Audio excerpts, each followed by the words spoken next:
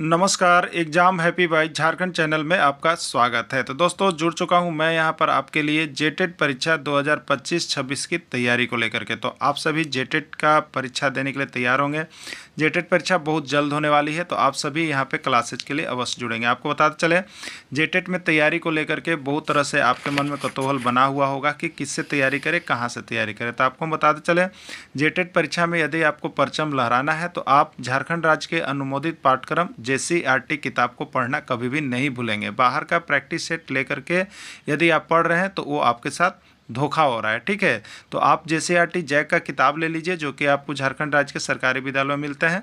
अगर आपको नहीं मिल पाता है तो हम देखिए यहाँ पे झारखंड राज्य के सरकारी विद्यालय से आपको हूबहू हैंड रिटेन नोट्स डेली बना करके, जो आपका न्यू सिलेबस आया है उसके आधार पर यहाँ पर सभी सब्जेक्ट का, चाहे आप 1 से 5 के शिक्षक हो, चाहे 6 से 8 का शिक्षक हो, सभी की तैयारी करवाते हैं। आप घर बैठे यहाँ पर क्षेत्रीय भाषा छोड़ करके सभी सब्जेक्ट का केवल 500 रुपये में तैयारी कर, जिसके लिए देखिए यहाँ पर आपको मोबाइल नंबर दिया गया है 9631054226 पर आप संपर्क करके यहाँ से सभी कोर्सेज परचेज भी कर सकते हैं, तैयारी भी कर सकते हैं। बहुत सारे कोर्सेज बन गए हैं, तो आप अवश्य संपर्क कर लेंगे, घर बैठे ही तैयारी यहाँ से हो जाएगी। चलिए देखते हैं। 57 ईस्वी के विद्रोह को किसने भारत का प्रथम स्वतंत्रता संग्राम कहा है? 1857 ईस्वी विद्रोह को किसने भारत का प्रथम स्वतंत्रता संग्राम कहा है? ब्रिटिश लेखक, ईसाई मशीनरी, विनायक दामोदर सावरकर या कोई नहीं। ठीक है, तो देखिए यहाँ पर विनायक दामोदर सावरकर जी जो हैं, उन्होंने 1857 ईस्वी के विद्रोह को प्रथम स्वतंत्रता संग्राम की संज्ञा दिया है। ठीक है, चलिए यहाँ पर देखेंगे, हम लोग लिख लेते हैं यहाँ पे क्या कुछ नोट्स आपके लिए हमने बना दिया है कि जो आप याद रख सकते हैं। ठीक है, ब्रिटिश लेखक ने 1857 ईस्वी के विद्रोह को एकमात्र सैनिक विद्रोह मानते थे। ईसाई मिशनरी इसको ईश्वर द्वारा भेजी गई विपत्ति समझते थे, और विनायक दामोदर सावरकर इसे भारत का प्रथम स्वतंत्रता संग्राम कहते थे। ठीक है, चलिए अगला क्या है? 1857 ईस्वी के विद्रोह का कौन सा नेतृत्वकर्ता छापामार युद्ध चलाते रहे? रानी लक्ष्मीबाई, नाना साहेब, तात्या टोपे या कोई नहीं। ठीक है, तो यहाँ पे छापामार युद्ध कौन चला रहे थे? तो छापामार युद्ध आपका तात्या टोपे जी चला रहे थे। ठीक है, छापामार युद्ध कौन चला रहे थे छिप करके जंगलों में? तात्या टोपे जी चला रहे थे।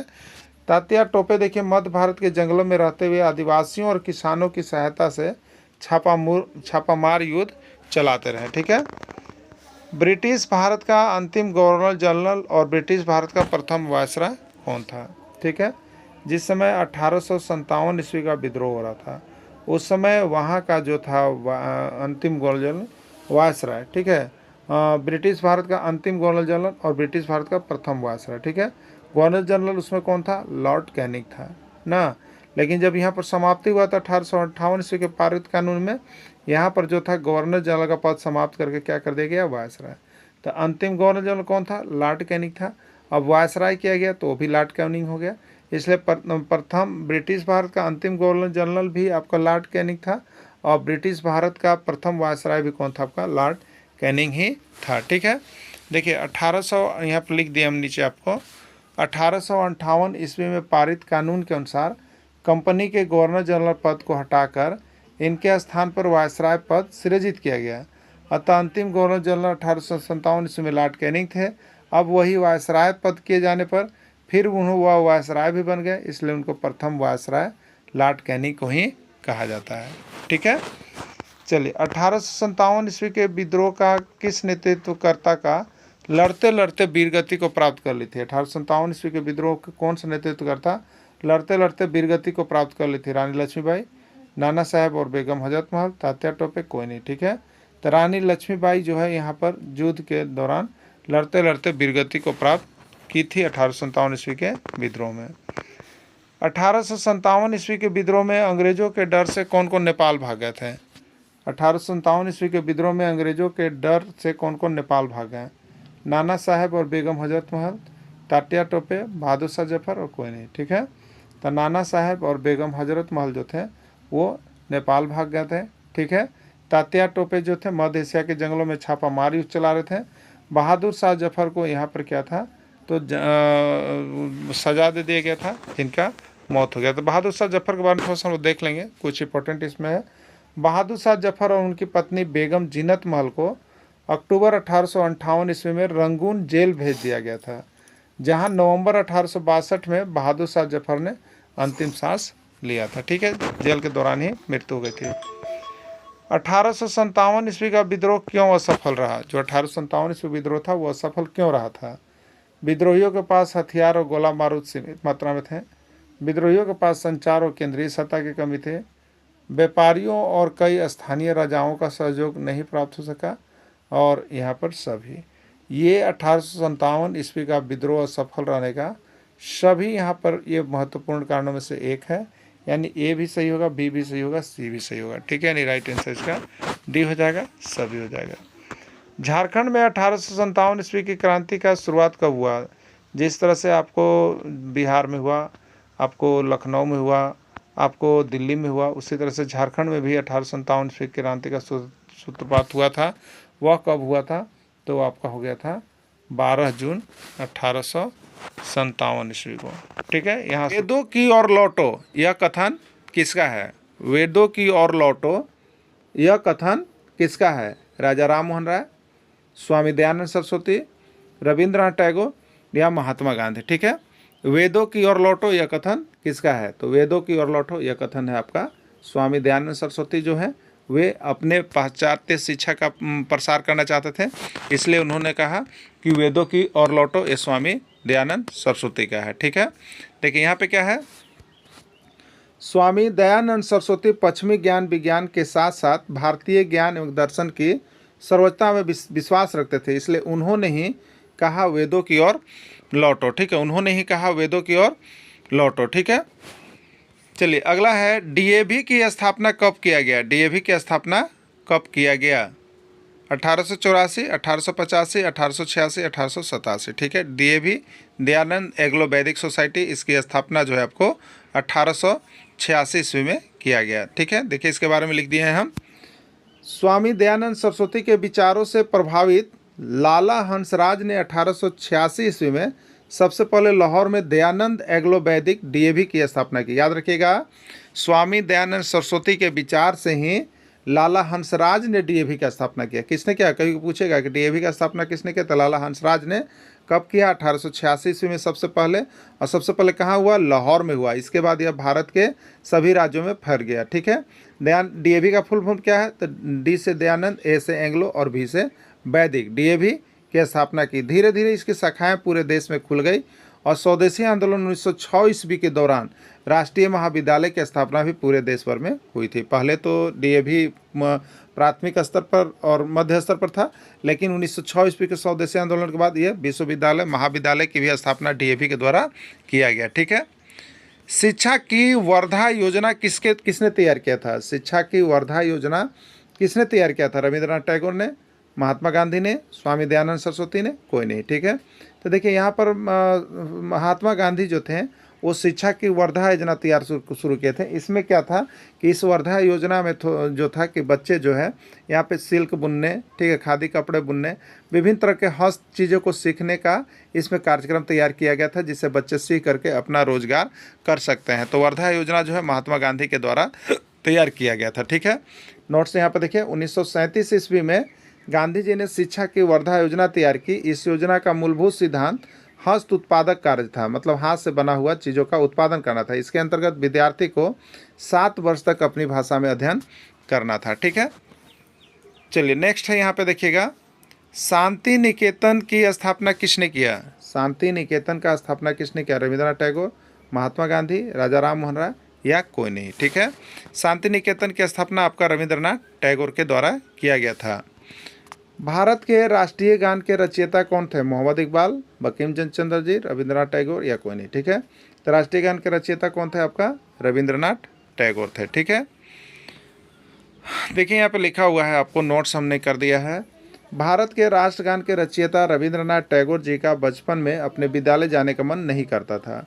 उसने अपने विचारों को कार्य रूप देने के लिए टैगोर जी ने 1901 ईस्वी में कलकत्ता से 100 किलोमीटर दूर ग्रामीण परिवेश में शांति निकेतन की स्थापना की थी। तो शांति निकेतन की स्थापना किसने किया? रविंद्रनाथ टैगोर ने किया। और ये कौन थे? राष्ट्रगान के रचयिता थे। और कहाँ पर किया? तो कलकत्ता से 100 किलोमीटर दूर। ठीक है, कलकत्ता नाम आता है। सर्वप्रथम कौन सा चर्च रांची पहुंचा? सर्वप्रथम कौन सा चर्च रांची पहुंचा?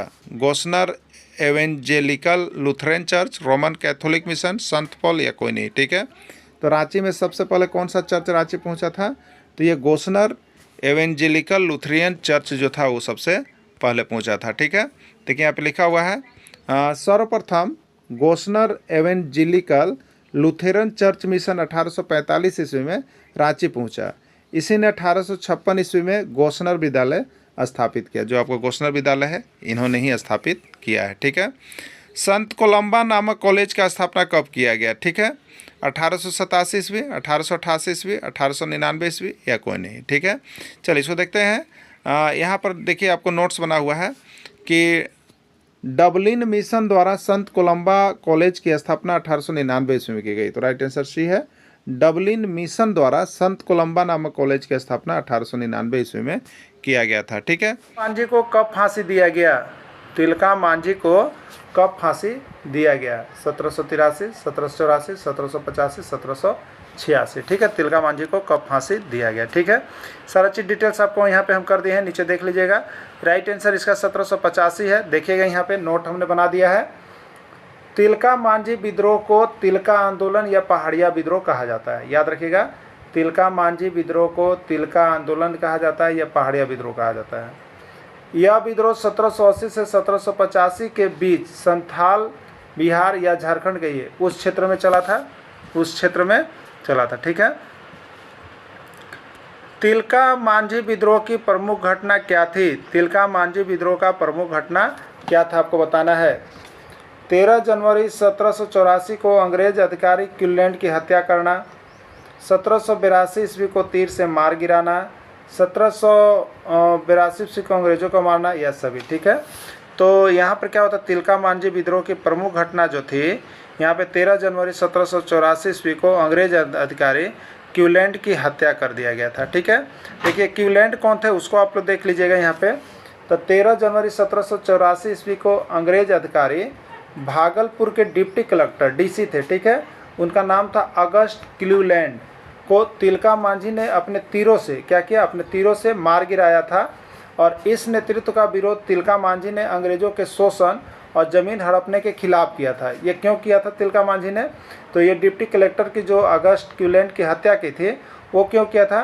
तो यहाँ पे वो अंग्रेज़ों ने क्या किया था, जो तिलका मांझी के ज़मीन हड़पने का कारण ये सभी कांड हुए थे। ठीक है, तिलका मांझी को किस पेड़ से लटकाकर फांसी दिया गया था? तिलका मांझी को, यह प्रश्न बहुत बार आया है, आप देख लीजिएगा। तिलका मांझी को किस पेड़ से लटकाकर फांसी दिया गया था? साल पेड़, बरगद पेड़, पीपल पेड़ या कोई नहीं। ठीक है, तो तिलका मांझी को किस पेड़ से लटका कर फांसी दिया गया था? तो उस पेड़ का नाम था देखिए बरगद। क्या था? बरगद का पेड़ था। इसके बारे में देखिए हम यहाँ पर नीचे लिख दिए हैं क्या हुआ था इसमें। 1785 ईस्वी में तिलका मांझी को भागलपुर में, ये बरगद का पेड़ कहाँ है? भागलपुर में दिया गया था। ठीक है, भागलपुर में एक बरगद के पेड़ पर फांसी दिया गया था और वह स्थान आज भागलपुर में तिलका मांझी चौक के नाम से जाना जाता है। ठीक है, वह स्थान अब क्या है? तिलका मांझी चौक के नाम से जाना जाता है। वह स्थान कहाँ है? भागलपुर में है। भागलपुर में कहाँ? बरगद का पेड़ से दिया गया था। ठीक है, चलिए अगला है, किसके नेतृत्व में संघर्ष का विरोध गांव-गांव में सखुआ का पत्ता घुमाकर किया जाता था? जैसे अगर कोई विरोध कर रहा है तो विरोध करने वालों को क्या करते थे, जब विरोध करना होता था तो वे क्या करते थे, गांव-गांव में सखुआ पत्ता घुमा के विरोध करते थे। तो किसके नेतृत्व में सखुआ का प्रयोग किया गया था यहाँ पर के लिए? ठीक है, तिलका मांझी, सिंधराय मानकी, बिंद्राय मानकी या कोई नहीं। ठीक है, तो किसके नेतृत्व में संघर्ष का विरोध गांव-गांव में सखुआ घुमाकर किया जाता था?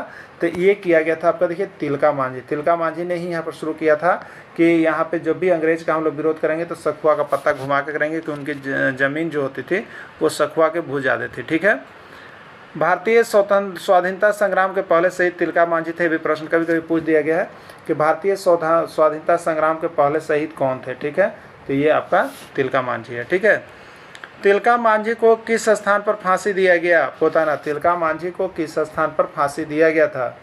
भागलपुर, दानापुर, रांची या देवघर? ठीक है, तो तिलका मांझी को बरगद के पेड़ से दिया गया था।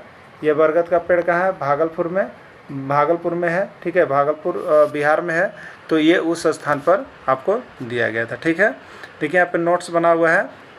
1785 ईस्वी में तिलका मांझी को भागलपुर में फांसी दिया गया था बरगद के पेड़ में लटकाकर, और वह स्थान आज भागलपुर में तिलका मांझी चौक के नाम से जाना जाता है। ठीक है। आंदोलन का प्रमुख गीत था, अभी आपको बताए थे, बिरसा आंदोलन का एक गीत भी दिए थे बिरसा ने, चलो अपना घर, हे सिंह बोगा, कटोंग बाबा कटोंग हम सभी।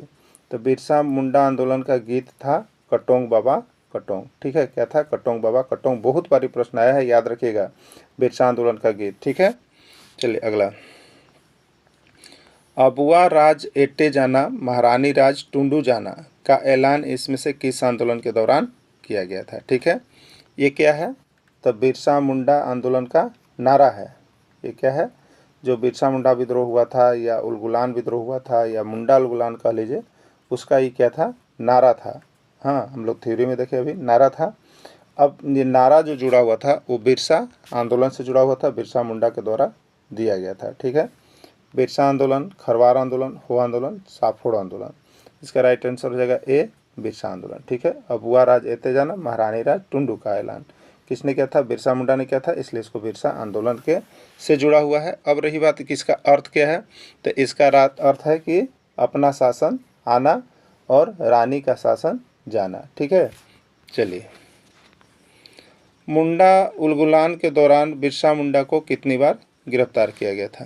देखिए, मुंडा उलगुलान के दौरान बिरसा मुंडा को 2 बार गिरफ्तार किया गया था। पहला बार छोड़ दिया गया था, और दूसरा बार इनको जो खुट्टी जेल में लाया गया रांची में, जो डोरंडा में है, वहाँ पर इनकी फिर हैजे के कारण मृत्यु हो गई थी। ठीक है, तो 2 बार इसमें राइट आंसर होगा। बिरसा मुंडा को सबसे पहले किस अंग्रेज अधिकारी ने गिरफ्तार किया था? ठीक है, रीड ने, रफसेज ने, मेयर्स ने, काफिर ने। ठीक है ना। तो बिरसा मुंडा को सबसे पहले जो अंग्रेज अधिकारी गिरफ्तार किया गया था वो था आपका मेयर्स। कौन था आपका? मेयर्स था। ठीक है, बिरसा मुंडा को किस जेल में गिरफ्तार कर रखा गया था? बिरसा मुंडा को किस जेल में गिरफ्तार कर रखा गया था? डोरंडा, खुट्टी, हजारीबाग या गुमला। ठीक है, तो बिरसा मुंडा को किस जेल में गिरफ्तार करके रखा गया था? तो ये जेल डोरंडा था। ठीक है, क्या था उसमें? डोरंडा, रांची में अभी पड़ता है, तो डोरंडा जेल था। ठीक है, किस समाचार पत्र में बिरसा आंदोलन के समर्थन में समाचार पत्र प्रकाशित किया जाता था? उस समय जो बिरसा मुंडा आंदोलन चल रहा था, उसमें कौन सा समाचार पत्र था जिसमें बिरसा आंदोलन का समाचार प्रकाशित किया जाता था? हिंदू समाचार पत्र, बंगाली, हितवादी, कोई नहीं। ठीक है, तो ये आपका बंगाली समाचार पत्र में प्रकाशित किया जाता था। ठीक है, बिरसा आंदोलन के दौरान किस स्थान पर अंग्रेज सैनिकों के द्वारा भयंकर गोलीबारी की गई थी?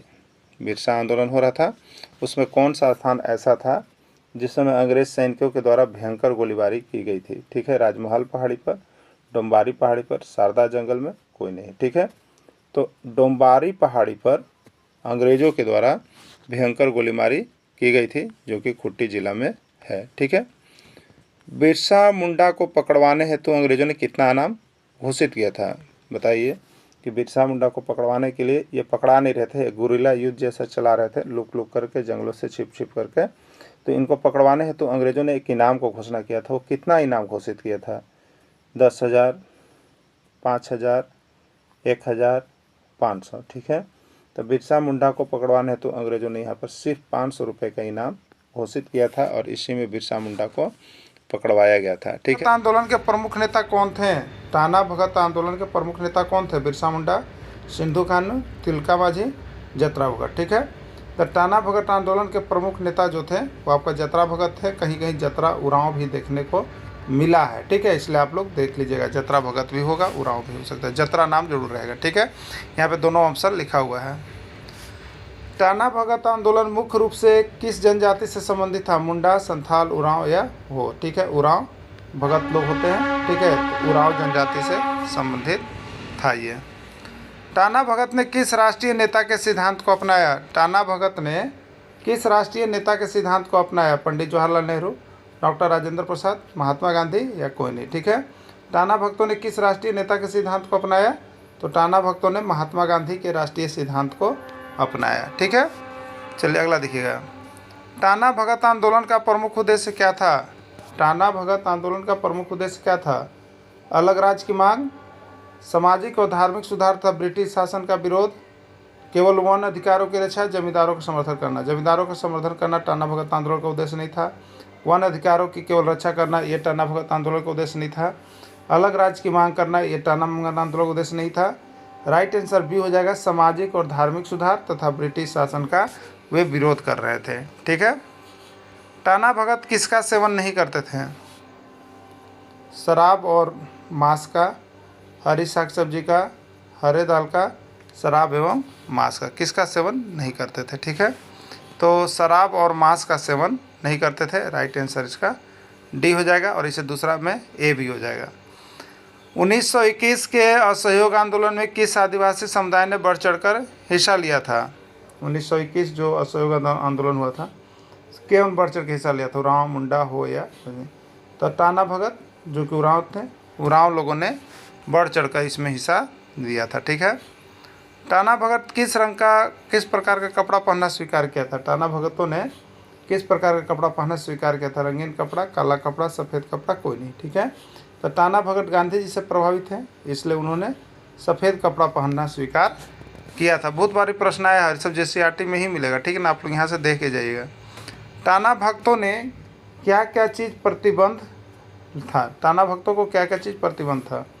शिकार खेलना, अखाड़ा में नचना, जतरा में भाग लेना, सभी। तो ये सभी चीज़ जो थे टाना भक्तों को प्रतिबंध था। चलिए नेक्स्ट। झारखंड में जनजातीय समूह की जनसंख्या राज्य की कुल जनसंख्या कितना प्रतिशत है? 30%, 50%, 40%, कोई नहीं। राइट आंसर हो जाएगा इसका कोई नहीं। यहाँ पर झारखंड में जनजातीय समूह की जनसंख्या राज्य की कुल जनसंख्या का 26.2% है। ठीक है। झारखंड की सबसे बड़ी जनजाति का नाम क्या है? संथाल, मुंडा, हो, उरांव। ठीक है।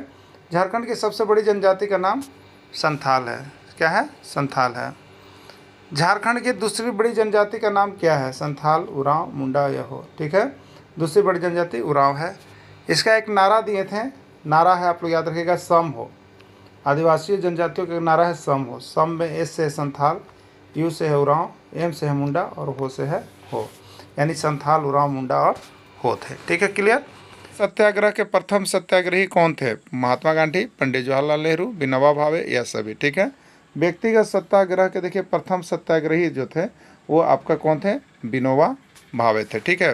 प्रथम सत्याग्रही विनोबा भावे थे। यहाँ पे हमने लिख दिया, देखिए प्रथम सत्याग्रही विनोबा भावे थे, द्वितीय सत्याग्रही के रूप में पंडित जवाहरलाल नेहरू को जाना जाता है और तृतीय सत्याग्रही के रूप में यहाँ पे आपको महात्मा गांधी का नाम आता है। ठीक है। अंग्रेजों भारत छोड़ो आंदोलन का प्रस्ताव कब पारित किया गया? अंग्रेजों भारत छोड़ो आंदोलन का प्रस्ताव कब पारित किया गया? 14 जुलाई 1942, 15 अगस्त 1942, 47, 26 जनवरी 1948 या कोई नहीं। ठीक है। तो देखिए यहाँ पे जो भारत छोड़ो आंदोलन का जो प्रस्ताव पारित हुआ था, ठीक है, वो हुआ था आपका 14 जुलाई 1942 ईस्वी को। ठीक, और पारित किया गया था, लेकिन इसको लागू कब किया गया? तो इसको 8 अगस्त 1942 ईस्वी को लागू किया गया था। ठीक है। तो 14 जुलाई 1942 ईस्वी को पारित किया गया, याद रखिएगा। देखिए यहाँ पे नोट्स बना हुआ है। 14 जुलाई 1942 ईस्वी को वर्धा में कांग्रेस की कार्यकारिणी समिति ने अंग्रेजों भारत छोड़ो आंदोलन का प्रस्ताव पारित किया था। भारत छोड़ो आंदोलन को मंजूरी कब मिली? भारत छोड़ो आंदोलन को मंजूरी कब मिली? 15 अगस्त 1842 ईस्वी, 8 अगस्त 1942 ईस्वी, 8 दिसंबर 1945 ईस्वी, 8 दिसंबर 1946 ईस्वी। ठीक है। तो भारत छोड़ो आंदोलन की मंजूरी कब मिली?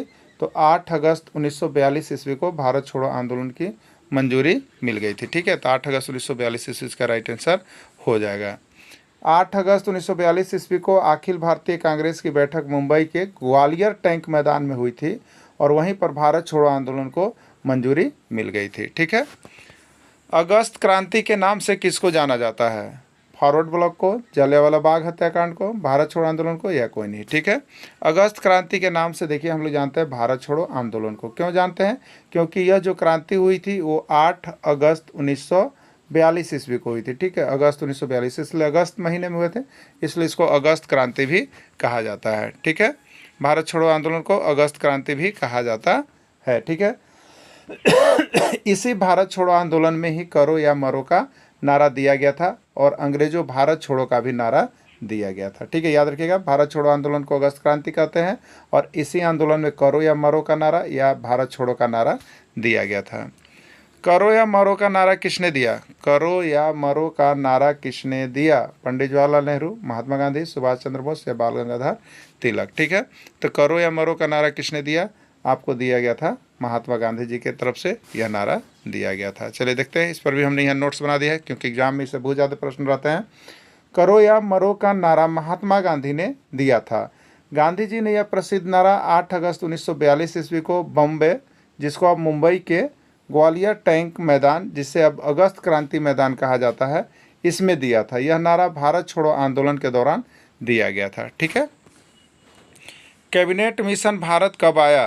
कैबिनेट मिशन भारत कब आया? 24 मार्च 1946 ईस्वी, 8 अगस्त 1942 ईस्वी, 13 अप्रैल 1919 ईस्वी या कोई नहीं। ठीक है, कैबिनेट मिशन जो भारत आया था वो 24 मार्च 1946 ईस्वी को भारत पहुंचा था। ठीक है, देखिए यहाँ पे कैबिनेट मिशन का पूरा क्लियर कर देते हैं। 15 फरवरी 1946 ईस्वी को 3 सदस्यीय कैबिनेट मिशन पाकिस्तान की मांग का अध्ययन करने और स्वतंत्र भारत का बंदोबस्त सुलझाने के लिए भारत भेजा गया। ठीक है, भारत कब भेजा गया था? 15 फरवरी 1946 ईस्वी को भेजा गया था। ठीक है, लेकिन कैबिनेट मिशन 24 मार्च 1946 को दिल्ली भारत पहुंचा था। ठीक है, तो भारत भेजा कब गया? 15 फरवरी 1946 को भारत के लिए रवाना हुए, लेकिन वे पहुंचे कब? तो 24 मार्च 1946 ईस्वी को ये दिल्ली पहुंचे थे। ठीक है, और ये कैबिनेट मिशन आया था। कैबिनेट मिशन में कितने सदस्य थे आपको बताना है। तो देखिए, कैबिनेट मिशन में 3 सदस्य थे। ठीक है, कैबिनेट मिशन में कितने सदस्य थे? कैबिनेट मिशन में ओनली 3 सदस्य थे। ठीक है, चलिए तीनों सदस्य का नाम भी हम लोग देख लेंगे। यहाँ पे कैबिनेट मिशन में 3 सदस्य थे और तीनों ब्रिटिश थे, और यही तीनों ब्रिटिश कैबिनेट मंत्री में शामिल थे। पहला नाम आता है लॉर्ड पैथिक लॉरेंस, जो मिशन के अध्यक्ष थे। सर स्टैफोर्ड क्रिक्स, जो बोर्ड ऑफ ट्रेड के अध्यक्ष थे। एवी अलेक्जेंडर, जो नौसेना के प्रथम लॉर्ड अधिकारी थे। ठीक है, तो ये कैबिनेट मिशन के तीनों सदस्य का नाम है। किस योजना के तहत भारत का विभाजन किया गया? किस योजना के तहत भारत का विभाजन किया गया? कर्जन नीति, लॉर्ड माउंटबेटन योजना, करो या मरो या कोई नहीं। ठीक है, तो किस नीति के तहत भारत का विभाजन किया गया? तो ये जो विभाजन किया गया था आपको लॉर्ड माउंटबेटन योजना के तहत भारत का विभाजन किया गया था। ठीक है, लॉर्ड माउंटबेटन योजना के तहत भारत का विभाजन किया गया था। ठीक है, योजना क्या थी इसको आप देख लीजिएगा। लॉर्ड माउंटबेटन योजना के तहत भारत का विभाजन किया गया। इस प्रकार भारत 15 अगस्त 1947 ईस्वी को एक स्वतंत्र राष्ट्र के अस्तित्व में आया, और वहीं देखिएगा पाकिस्तान जो है 14 अगस्त 1947 ईस्वी को अस्तित्व में आया था। ठीक है, देखिए माउंटबेटन योजना को और क्या कहते हैं यहाँ पे हमने लिख दिया क्योंकि यहाँ से प्रश्न आया हुआ था। माउंटबेटन योजना को 3 जून की योजना के रूप में जाना जाता है। क्यों? क्योंकि भारत के अंतिम वायसराय लॉर्ड माउंटबेटन द्वारा 3 जून 1947 ईस्वी को भारत विभाजन की अंतिम खाका तैयार किया गया था। ठीक है, 3 जून की योजना माउंटबेटन योजना है। माउंटबेटन योजना के तहत भारत का विभाजन किया गया, और ये जो लॉर्ड माउंटबेटन थे वो भारत के अंतिम वायसराय थे। ये सारी चीज़ याद रखिएगा, यहाँ से प्रश्न आपका निकल के आ जाएगा एग्जाम में। ठीक है, देखिए हम तो यही बोलेंगे कि आप जितने भी तक प्रैक्टिस सेट लिए हैं पढ़िए, लेकिन सबसे बेस्ट आपका है कि ये जो हैंड रिटन नोट्स आपको हमने PDF बना दिया है, आप इसको जरूर पढ़ लीजिए, क्योंकि JCERT का किताब का है और स्पेशल उसी से निकला हुआ है, इसलिए देखिए इससे प्रश्न कम है, प्रश्न बहुत ही कम है, लेकिन यहाँ से प्रश्न एग्जाम में भर भर के पूछेगा। ठीक है, इसलिए आप इसको लेकर के पढ़ लीजिएगा आप सभी को। स्वतंत्र भारत के प्रथम गवर्नर जनरल कौन थे? ठीक है, भारत स्वतंत्र हो गया, जब भारत स्वतंत्र हो गया तब उसके गवर्नर जनरल कौन थे आपको यहाँ पर पूछना है। तो स्वतंत्र भारत के जो प्रथम गवर्नर जनरल थे वो आपको देखिए चक्रवर्ती राजगोपालाचारी थे, लॉर्ड माउंटबेटन थे, लॉर्ड हार्डिंग या लॉर्ड चैम्सफोर्ड, कौन थे बताना है। ठीक है, तो स्वतंत्र भारत के अगर प्रथम गवर्नर जनरल पूछा गया तो भारत स्वतंत्र हो गया। उस समय माउंटबेटन योजना के तहत ही भारत को स्वतंत्रता दिया गया, इसलिए प्रथम अगर गवर्नर जनरल पूछे तो भी आपको लॉर्ड माउंटबेटन बोलना है, और अंतिम वायसराय भी पूछे तो भी लॉर्ड माउंटबेटन ही आपको बोलना है। ठीक है, चलिए नेक्स्ट देखिएगा, यहाँ पे आपको लिखा हुआ है 15 अगस्त 1947 ईस्वी से 21 जून 1948 ईस्वी तक इस पद पर रहे थे। ठीक है, लॉर्ड माउंटबेटन ब्रिटिश भारत के अंतिम वायसराय भी थे, ये अंतिम वायसराय हो गए और पहला स्वतंत्र भारत का गवर्नर जनरल हो गए। पूछता है प्रश्न कि स्वतंत्र भारत के प्रथम गवर्नर जनरल कौन थे? तो लॉर्ड माउंटबेटन थे, क्योंकि इन्हीं से स्वतंत्रता हुआ। ठीक है, और अंतिम वायसराय कौन थे? तो लॉर्ड माउंटबेटन ही हुआ। लेकिन इसमें एक प्रश्न और आता है कि भारतीय गवर्नर जनरल कौन थे? याद रखिएगा, ये अलग हो जाता है। तो यही प्रश्न को हम देखें नीचे आपको लेकर के भी आ गए थे कि स्वतंत्र भारत के प्रथम या अंतिम भारतीय गवर्नर जनरल कौन थे? याद रखिएगा, भारतीय नाम लगना चाहिए। अगर भारतीय नहीं दिया है तब लॉर्ड माउंटबेटन का नाम होगा, लेकिन अगर भारतीय लगा दिया है कि स्वतंत्र भारत के प्रथम गवर्नर जनरल, या स्वतंत्र भारत के प्रथम और अंतिम गवर्नर जनरल, या स्वतंत्र भारत के अंतिम भारतीय गवर्नर जनरल, याद रखिएगा भारतीय उसमें शामिल होना चाहिए। कौन थे? Chakravarti Rajagopalachari, Lord Mountbatten, Lord Curzon, या कोई नहीं। तो इसमें आंसर आएगा चक्रवर्ती राजगोपालाचारी का। याद रखिएगा, अगर भारतीय गवर्नर जनरल का नाम आ रहा है तो वो देना है चक्रवर्ती राजगोपालाचारी, चाहे प्रथम गवर्नर जनरल पूछे चाहे अंतिम गवर्नर जनरल पूछे। ठीक है, चलिए। महात्मा गांधी को महात्मा किसने कहा? महात्मा गांधी को महात्मा किसने कहा? सुभाष चंद्र बोस, गोपाल कृष्ण गोखले, रविंद्रनाथ टैगोर, राजकुमार शुक्ला। ठीक है, तो महात्मा गांधी को महात्मा रविंद्रनाथ टैगोर ने कहा था। ठीक है, महात्मा गांधी को महात्मा किसने कहा? रविंद्रनाथ टैगोर ने कहा। चलिए, प्रश्न यहाँ से एक रहेगा, इसको पढ़ के जाइएगा आप सभी को। बस JCERT का जितना हम दे रहे हैं उतना को कमांड कर लीजिएगा, आपका रिजल्ट 100% ओके हो जाएगा। आप सभी को देख के जाइएगा। महात्मा गांधी को राष्ट्रपति किसने कहा? देखिए, 2016 का पूछा गया प्रश्न भी है। सुभाष चंद्र बोस, गोपाल कृष्ण गोखले, रविंद्रनाथ टैगोर, राजकुमार शुक्ला। ठीक है, तो महात्मा गांधी को राष्ट्रपिता किसने कहा? सुभाष चंद्र बोस ने कहा। ठीक है, सुभाष चंद्र बोस ने 4 जून 1944 ईस्वी को संबोधित किया। महात्मा गांधी को बापू सबसे पहले किसने कहा? सुभाष चंद्र बोस, गोपाल कृष्ण गोखले, रविंद्रनाथ टैगोर, राजकुमार शुक्ल। ठीक है, तो महात्मा गांधी को बापू किसने कहा? राजकुमार शुक्ल ने कहा। ठीक है, राजकुमार शुक्ल ने कहा था। महात्मा गांधी के राजनीतिक गुरु कौन थे? सुभाष चंद्र बोस, राजकुमार शुक्ल, रविंद्रनाथ टैगोर, गोपाल कृष्ण गोखले। तो महात्मा गांधी के राजनीतिक गुरु थे गोपाल कृष्ण गोखले। महात्मा गांधी को महात्मा किसने कहा? रविंद्रनाथ टैगोर। महात्मा गांधी को बापू किसने कहा? सुभाष चंद्र बोस। और महात्मा गांधी को यहाँ पे सबसे पहले जो धर्म कहा, सुभाष चंद्र बोस। ठीक है, चलिए। ठीक है, महात्मा गांधी के नेतृत्व में किया गया पहला सत्याग्रह आंदोलन कौन था? महात्मा गांधी के नेतृत्व में किया गया पहला सत्याग्रह आंदोलन कौन था? चंपारण, खेड़ा, भारत छोड़ो, या कोई नहीं। ठीक है, तो महात्मा गांधी के नेतृत्व में किया गया पहला सत्याग्रह आंदोलन का नाम था चंपारण सत्याग्रह। ठीक है, क्या था? चंपारण सत्याग्रह। इसको याद रख लीजिएगा, बहुत बार प्रश्न पूछा गया है। भारत में महात्मा गांधी के नेतृत्व में चलाया गया पहला सत्याग्रह आंदोलन था यह बिहार के चंपारण में नील की खेती करने वाले किसानों के शोषण के खिलाफ शुरू हुआ था। यह 1917 ईस्वी में चलाया गया था। खेड़ा सत्याग्रह कहाँ हुआ?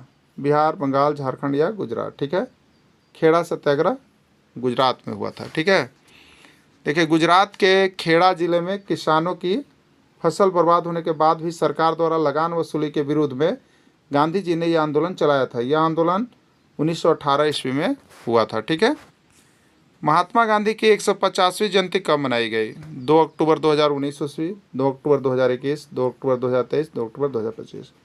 तो महात्मा गांधी की 150वीं जयंती 2 अक्टूबर 2019 ईस्वी को मनाया गया था। ठीक है।